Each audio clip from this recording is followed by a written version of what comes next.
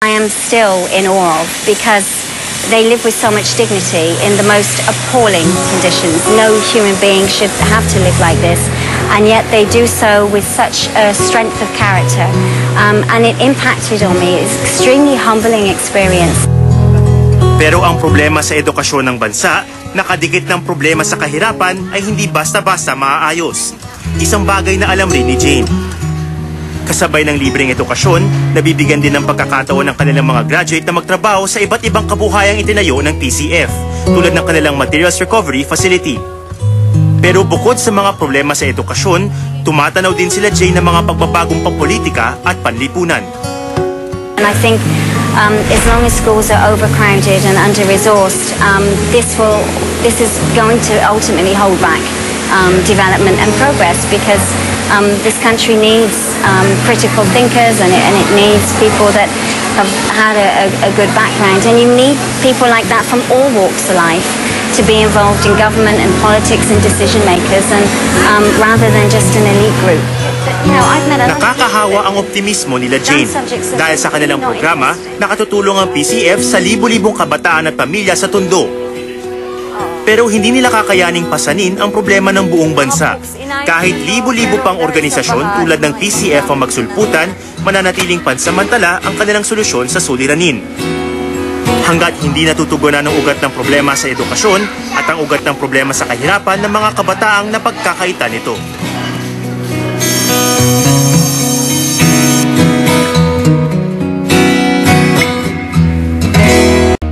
Sa mabilis na pagdami ng mga sasakyan, kinakailangang laparan ang marami sa ating mga lansangan.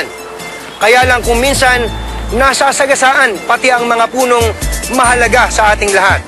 Handa na ba ang mga tao na tanggapin na kapalit ng progreso at mas maluwag na daloy ng trapiko ay kitli ng buhay ng mga puno sa ating mga kalye?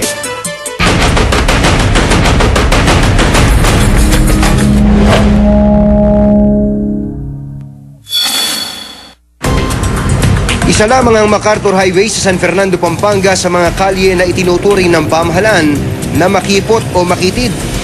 Dahil sa pagunlad na lalawigan, ang nagsisilbing sentrong daan patungo at galing sa Hilaga at Gitnang Luzon ay isinama ng pamahalang Arroyo sa widening project. Kaya't noong 2005, inumpisa ng proyekto at sa plano, kasamang tatabasin ang mahigit 1,000 puno na sagabal daw sa implementasyon ng flagship project sa lalawigan ng Pangulong Arroyo.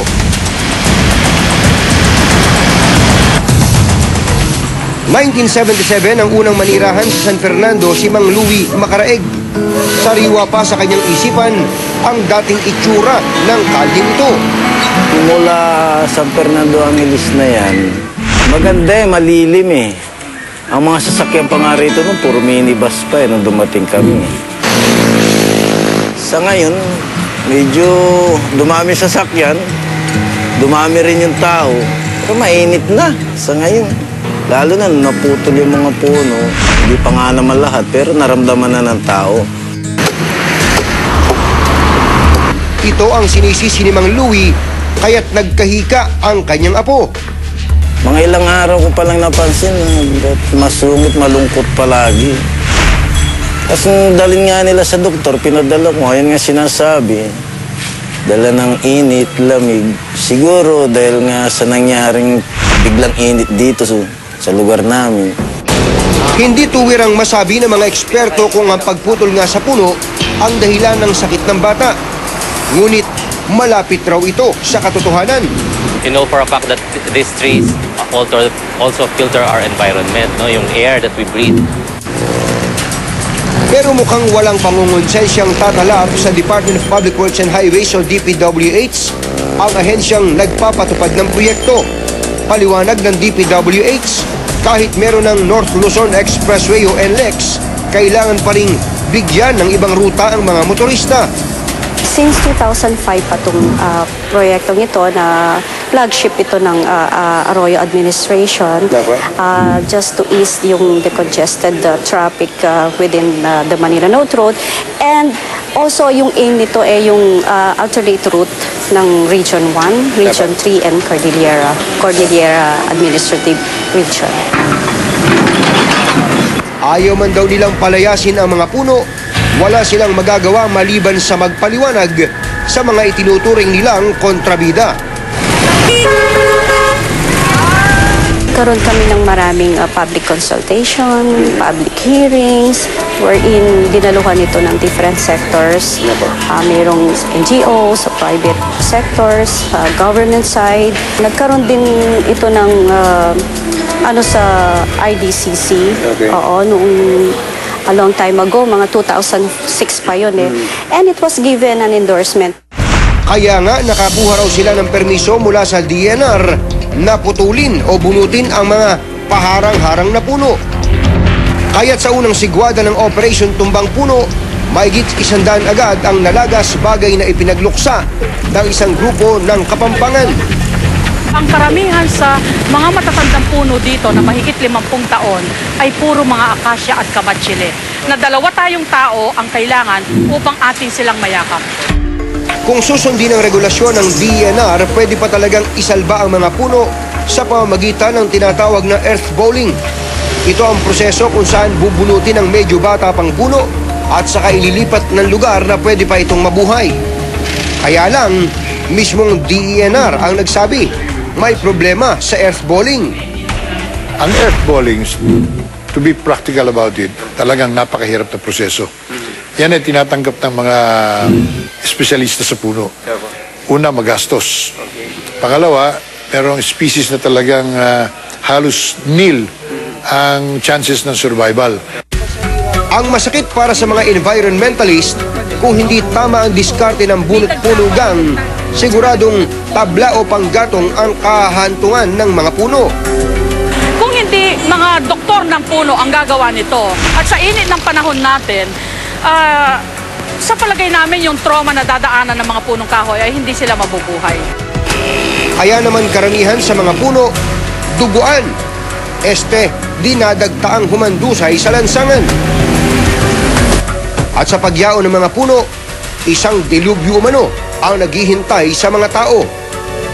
Ang mga punong kahoy po ay humahawak po ng 5,800 litro at the minimum na tubig sa ilalim niya habang tayo ay hindi tag-ulan. Ngayon, pag tinanggal po ang mga punong kahoy na ito, imagine na lang natin yung nakatay na 149. I-multiply po natin yung 5,800 liters times 149. Saan pupunta ang tubig na ito? Pero paano nga ba titimbangin ang pagbabantay sa kalikasan at pagsikad ng kaunlaran? Kung environmentalist ang tatanungin, non-negotiable ang lahat, di dapat putulin ang puno.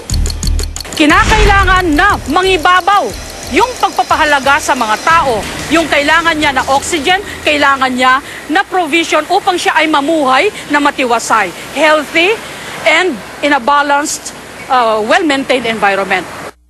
Pero pag Environment Secretary ang hihinga ng opinyon, Kailangan talagang luwagan. Ang problema, yung mga natanim na puno ron, hindi dapat natanim doon in the first place. ang mahalaga ayon kay Secretary Atienza, may palit puno program naman ang ahensya. Sa bawat isang punong itutumba, 30 puno naman ang itatanim ng kontratista. Asan nga ba yung mga puno? The nearest area. Kung pwede, doon sa mismong tabi ng bagong highway. Di ba? Doon luluwagan nyo yung highway. This time, gumamit na tayo ng tamang species at tamang distance para pag nagluwag ulit tayo ng highway, hindi natatamaan. Malaking pera din ang katumbas ng bawat isang puno. Kaya ngayon, aligaga ang Save the Trees Coalition sa paghahanap kung saan napunta ang mga kinahoy na akasya, mangga at kamatsili.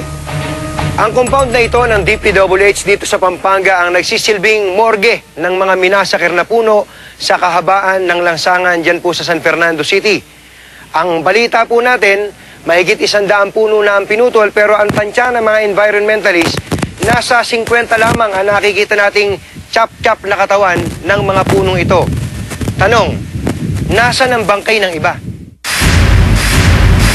Hindi naman po kaila sa inyo na napakagandang gumawa ng muebles yari sa kahoy dito sa Pampanga.